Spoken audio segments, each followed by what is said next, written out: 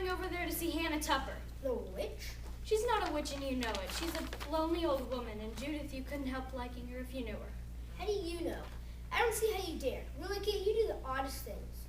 Come with me now, Judith, and see for yourself. I won't step in that house for anything, and I don't think you should either. Father would be furious. Then you go on without me. I won't be long. What shall I tell them at home? Tell them the truth if you like. Sit down and finish the... Sit down, child, while I finish this spindle. I came to tell you that I made peace with the schoolmaster. I couldn't before because I had been teaching at the school again. I thought thee would. Does it feel better with thee now? Yes, I suppose so. At least Mr. Kimberly should be satisfied. He says that children are evil by nature and should be held with a firm hand. But it's not too much fun trying to keep my hand firm and being so solemn all day. I feel so sorry for those little boys. So do I. Did the schoolmaster make thee promise never to smile? You're right. I haven't even dared to smile. I am afraid if I let myself go an inch, I'll do something disgraceful again. But Mercy smiles all day long and still keeps order.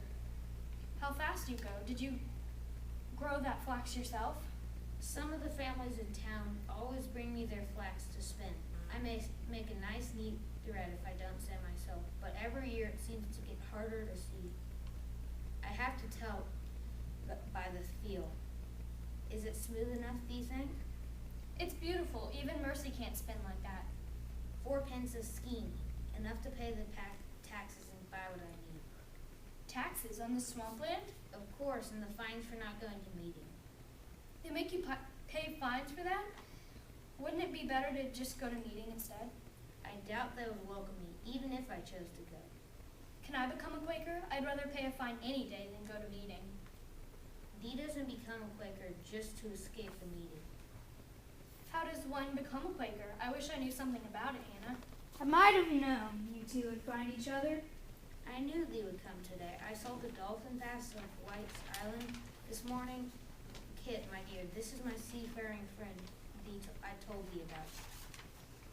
Mistress Tyler, I have already acquainted. Barbados, my lord. Bless thee, Nat. Now sit down and tell us where thee has been in this time. Charleston. And thy father? He is well and sends you his greetings. I've been listening for a breeze every morning, just thinking thee might be coming up the river. I said to Thomas just yesterday. Tom said I'm going to save the last blue berries just in case the dolphin comes soon. He'll be pleased when I tell him you've been here. Has the old she-goat had her kids yet? Don't tell me you've sold them before I could see them. I had to, Nat. They were getting into the cornfields. They bought a good price, 2 hanks of wool for a new cape.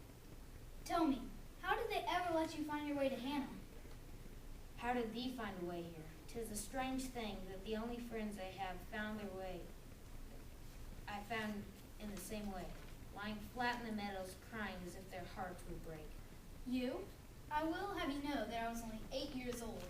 Were you running away? I certainly was. We were on the way down the river, and my father had just told me he was leaving me at Saybrook to spend the winter with my grandmother and go to school. It seemed like the end of the world.